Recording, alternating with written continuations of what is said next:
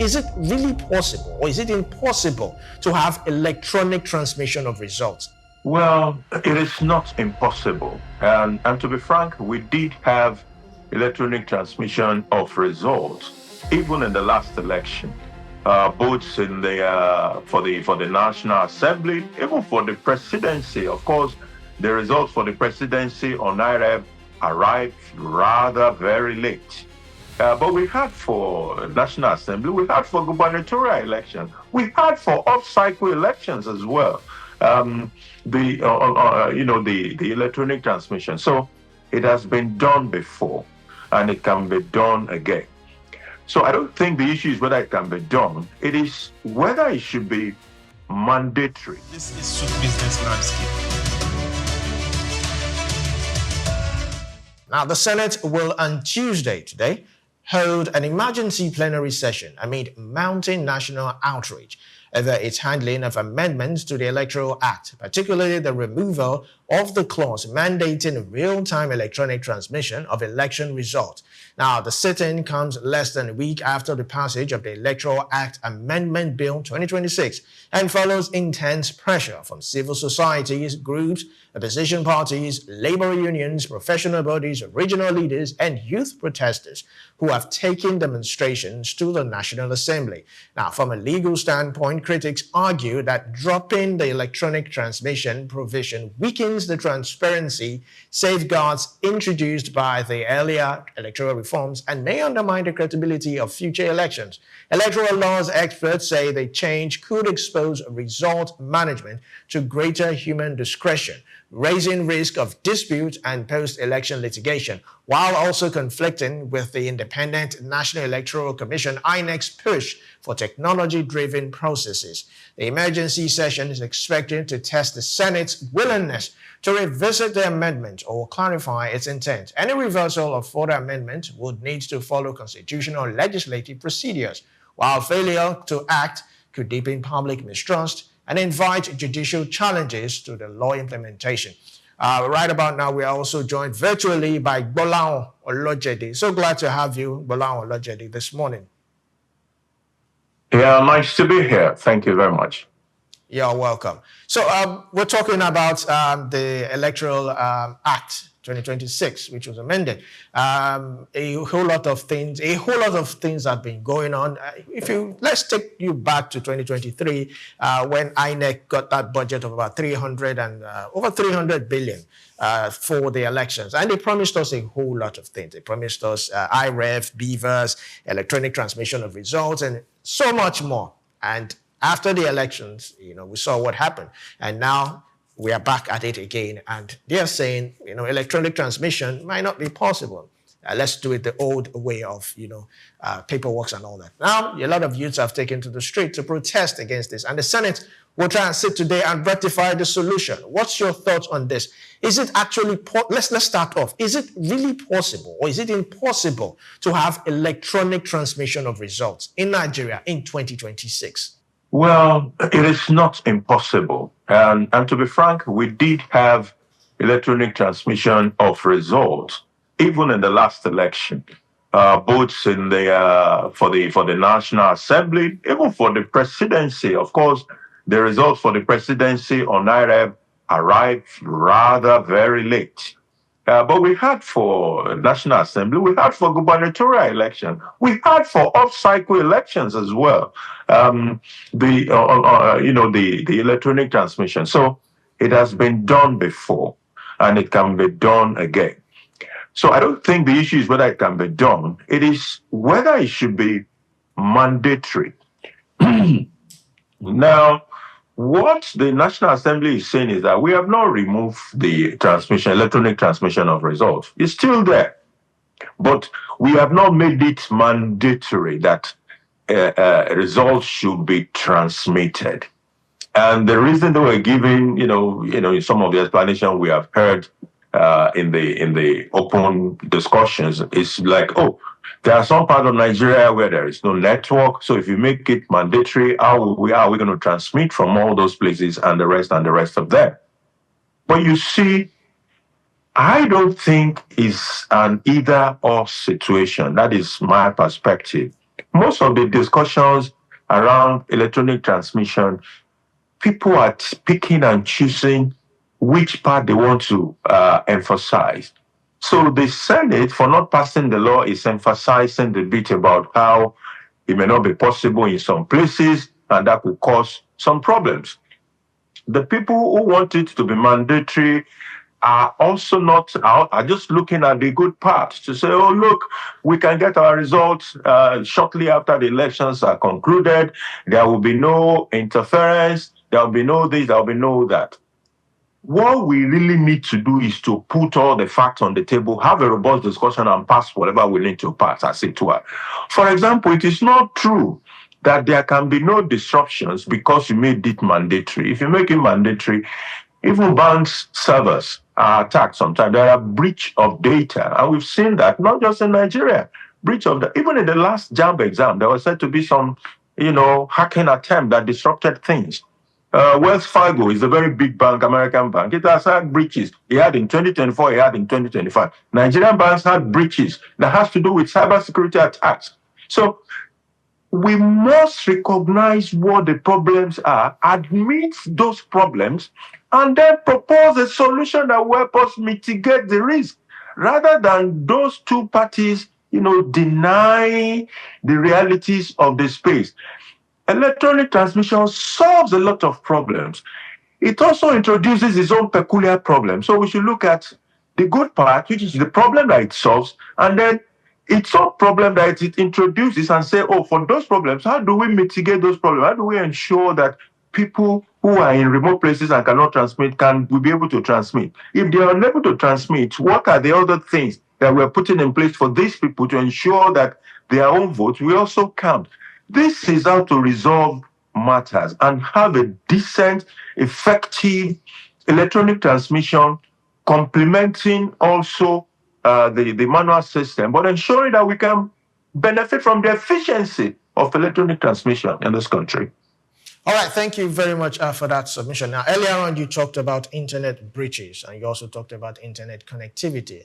Which should we be worried more about, internet connectivity or internet breaches? Because if you look at it also, when we talk about e-governance, which we've always pushed for in Africa or in Nigeria, e-governance still needs internet connectivity. And we have local governments in this area. So if we're talking about e-governance, internet connectivity, whose responsibility does it fall on, the government or the private sector? You see, it is both. The private sector will not go and spend money on infrastructure in a place where it cannot make money. So I'm not going to go and make an investment of 1 billion naira in one inner forest local government somewhere where the people living there have never even seen a policeman in uniform before. What am I going to make? How much money am I going to make when I make that investment? It's not possible. I won't do it naturally. But government on its own can incentivize the system to be able to provide facilities to those kind of an environment. In the alternative, government itself can make the provision, because from the market perspective, the private sector will not make it. So it's either you incentivize the private sector to do it, or you do it by yourself. That is, I'm referring to the government now. So when you do that, then we can have a coverage and even ground. But you see, we must be careful so that we don't take the realities of Lagos or some other more developed, part of Nigeria as the realities of the entirety of Nigeria. It is not so. Rather, we should identify those problems for what they are and then propose solutions so that we can adopt electronic transmission the right way it should be adopted.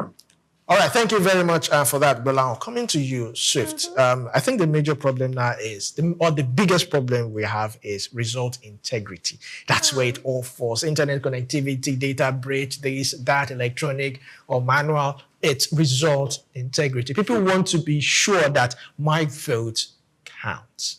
I want to be able to, some people even just want the fact that I can have my voter's card and I decide whether I want to vote or not. That's another issue I'm not dealing with, voter apathy. Some people just believe that, I'm not going to vote anymore.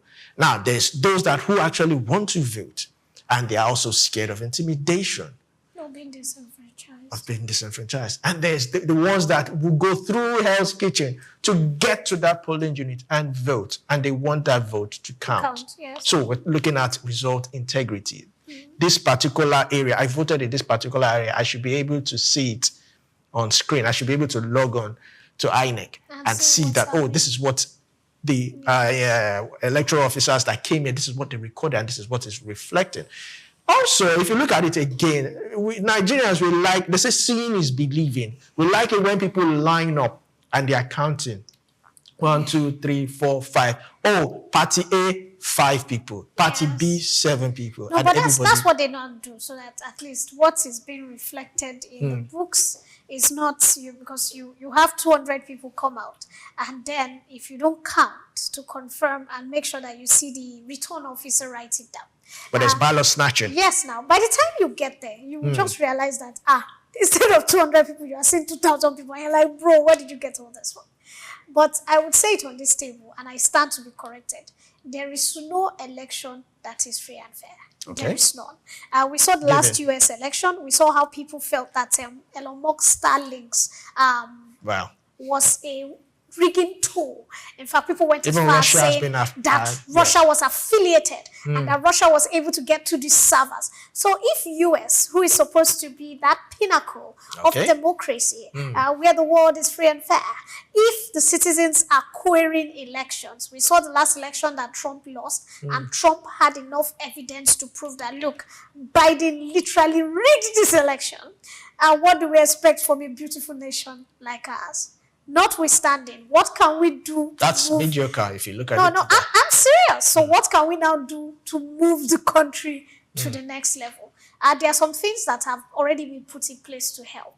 Like you said, you get to the election ground. Right now, when they are done, the return officer, it doesn't have a choice but to bring out everybody and count A party, B party, C party, and now tell you B party 29, this one 30, this one 10, 5 non-avowed, so that people that are there, and there are people who ensure that they stay there, because they tell you now, if you look at the propaganda for election, stay at the polling unit, make sure you stay till the votes are counted, so that you are not disenfranchised. In fact, now they have added another one. Ensure that you stay there, write it, snap it, you are allowed to take the pictures, which is what happened in the last election. We saw people bringing out what they are taking, and so that's a plus.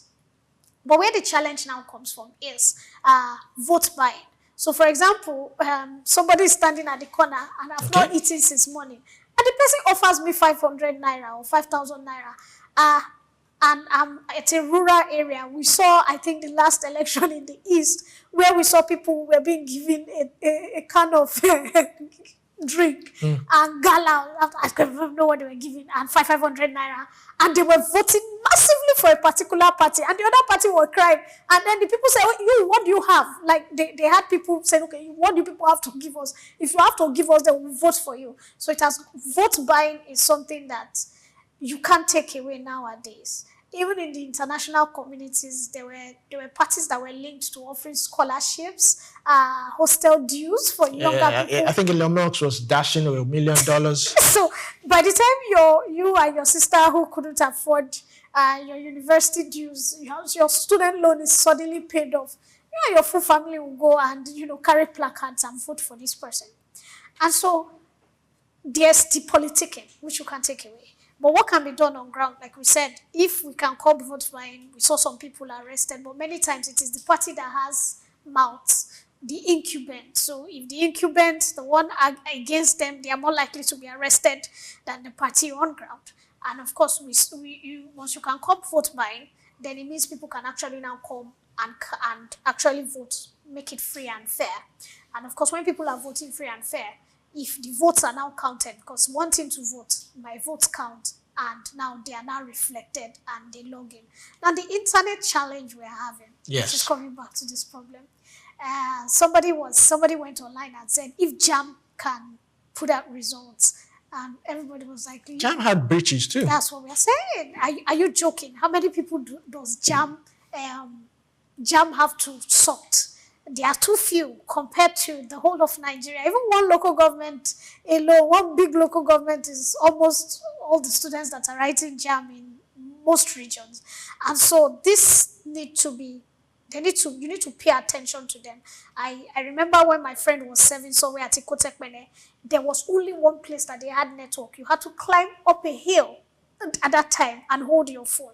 So if you are voting in that kind of place, are you telling me that you're going to put that voters on top of that hill and so that it can be? So like Baribot was saying, you need to pay into consideration all these factors. There are some places that there's not going to be internet upload because of the fact that there are no service providers, and the places in the interior, the people are not ready yet, or the networks are not ready yet. There are some places like that. But the places like Lagos, Port Harcourt, Edo, that are more, they are more internet savvy. Of course, we saw how the election results came out. And we must put those in consideration and just, map around. So it means parties need to be more on ground. So if you know that there's a village in Ekiti that there's no network, you need to make sure that your party people are there. You need to make sure that you are recording. You're allowed to record.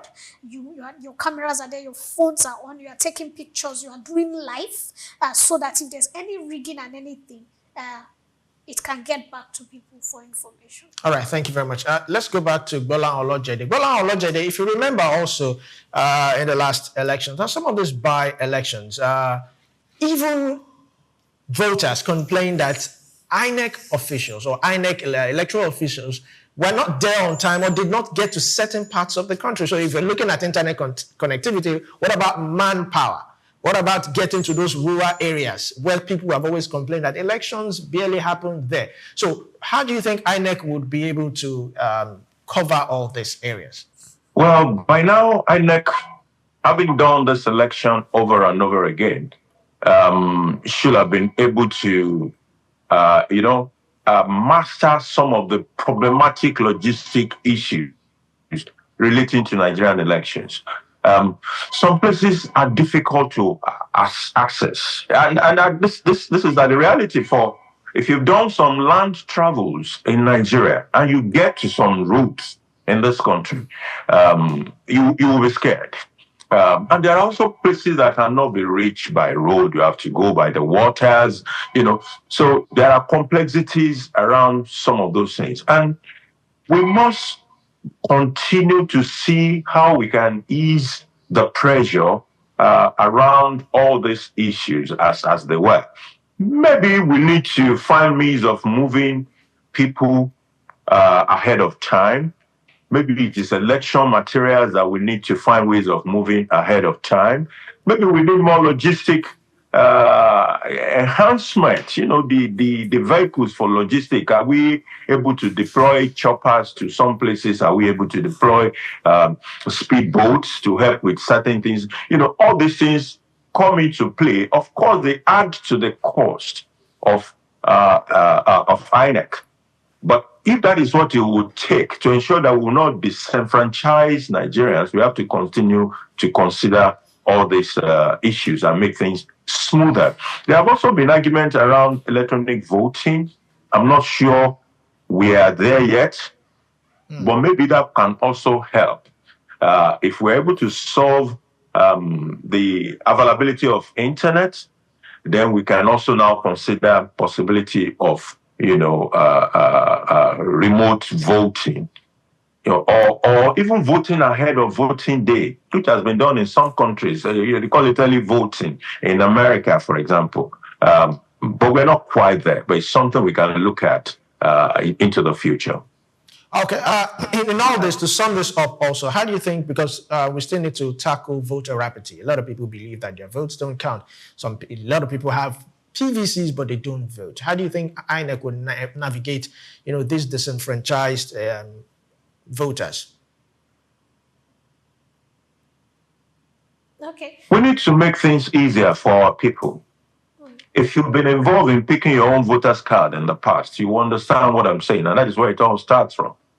People literally have to take holidays from their workplace to go and sit down at some local government from morning till night to be able to pick up their voter's card.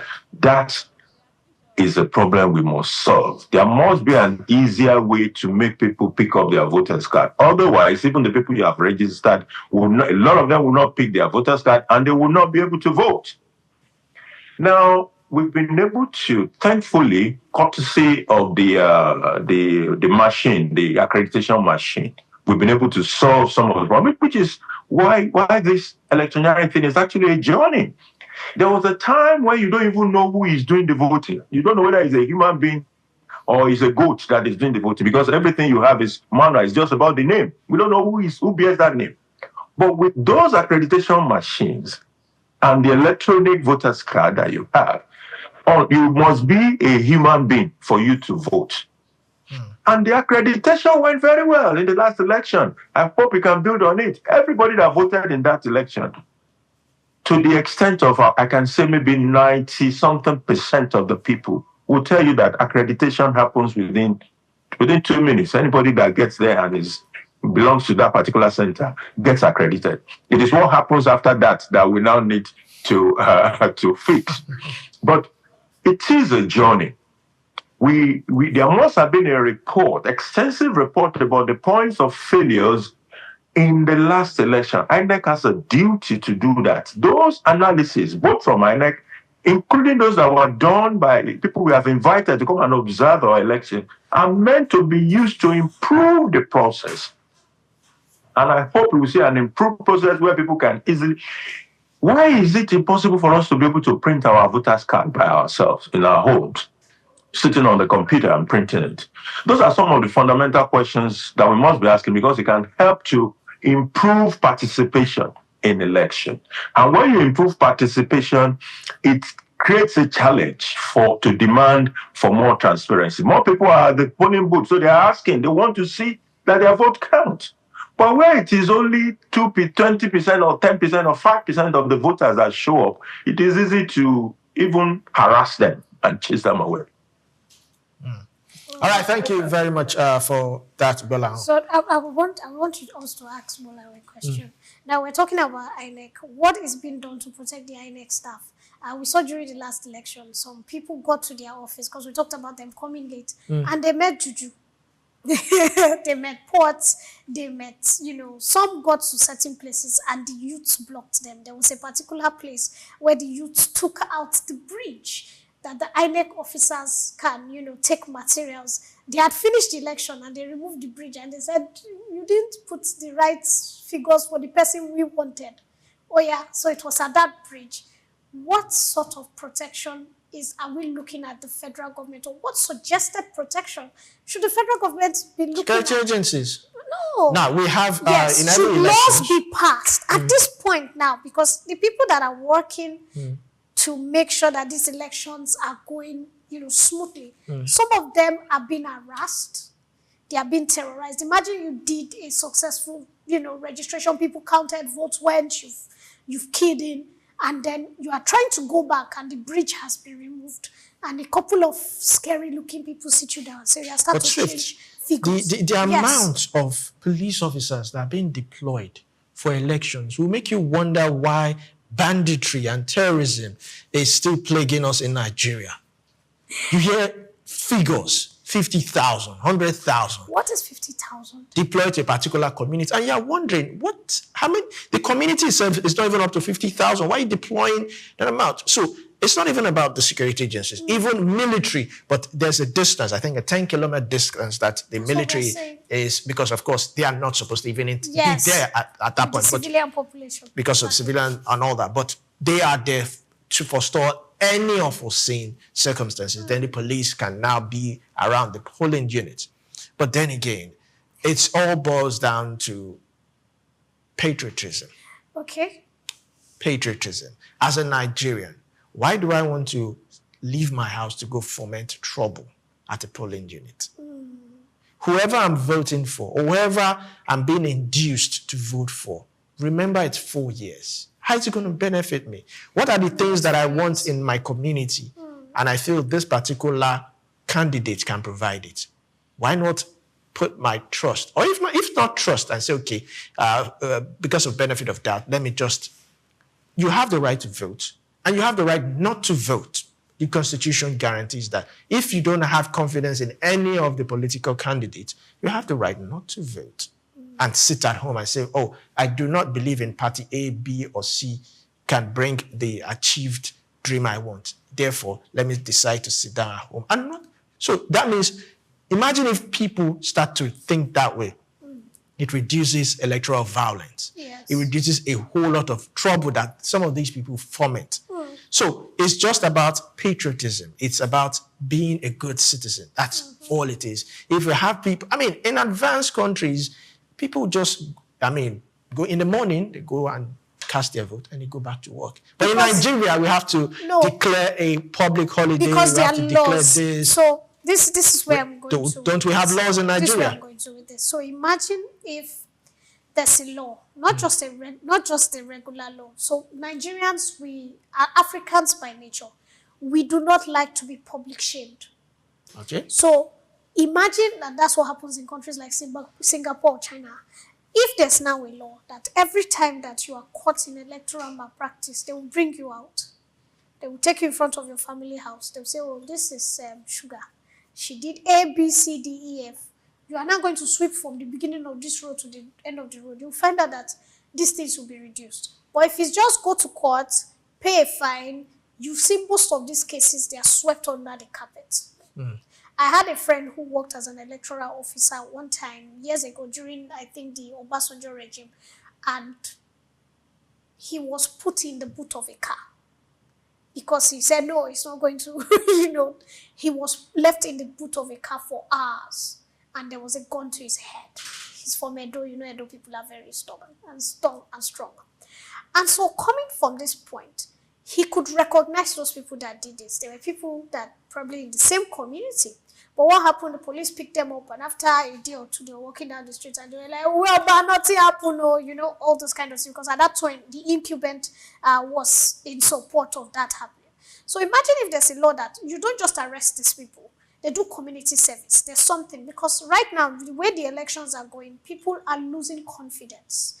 A lot of young people who came out for the very first time to vote felt they were disenfranchised. Some of them were excited that, oh, this is what we wanted. And so what is the federal government doing? One, for them. Two, to protect these officers. Because I still need to say that I know at the time they were using coppers. They were using, young graduates. What is being done? I saw some videos where some of them said anything that they say we should do, we'll do, especially those that are sent up north and to certain places, and they're like, we can't argue with them. We saw a particular community in the east where only one person came to vote for an opposition party and it was being beaten. And it was one of the INEC guys that was recording that, look, in this place, so if you are not talking this particular party, they will beat you. And they were asking, are you? They were like, yes. And so even they were afraid to even do their jobs until those people are okay with it. We saw a particular community that, so what is being done to protect these people? Yes. Another thing I also want to say is that there are so many penalties that you can place that would deter people. Now, imagine if you are being caught for any electoral offenses, you are being blacklisted from the next election circle. So you're not allowed to vote, you're not allowed to participate. Yes. That's one way to go about it. Nice. There are so many laws, there are so many penalties that we can come up with that would really deter people. But, it's all about being able to rebrand people's mind. So, even when I was during my youth service, I participated in the first election that brought President Muhammadu Buhari in. And I know what happened. The place where it was in Benue State, and the community, when we got there, apparently unknown to us, one of the ballot paper for one of the candidates in that particular community was not there. They also discovered that the Senate ballot papers were not there. So what they did is they rounded us up beside a car. Now, thankfully, in that particular community, it's Benue. I don't speak their language, but there was a core member or an ex-core member who was there, who recognized us. So he was able to speak with the community members that these guys are core members. But they took our own presiding officer. They took him somewhere. They removed his clothes. They beat him up. Jeez. They wanted to actually burn that car that we came in. But because of that core member, he interceded for us and pleaded that we are not there. That was that election that was cancelled. Yes. So there was a police officer in our midst. She could not do anything. She's only one person. What can she do? How does one person fight a community? So I've seen that. There's another election that I took part in, and it was around Okota, and they told us that a particular place they were not voting. We now decided, let's go there. I and the cinematographer, before we got there, some underworld, or should I call them hoodlums, started chasing us. These are young boys. These are boys of below 30. Yes. They had guns. They were shooting. It was... So I understand, so it's not just about the electoral officers, even the core members. Yes. Protection also matters. It's critical. I've seen, when we were patrolling, when we were leaving our polling unit and we're going on, we saw a particular place where one guy snatched a ballot and tore it. He tore it into shreds. We saw him like this. So it's a whole lot. But it's just, is how we are able to rebrand ourselves again and believe. A lot of people have lost confidence in our elections, and they believe that, let me just take what I can grab for the next 4 years, whoever enters and all that.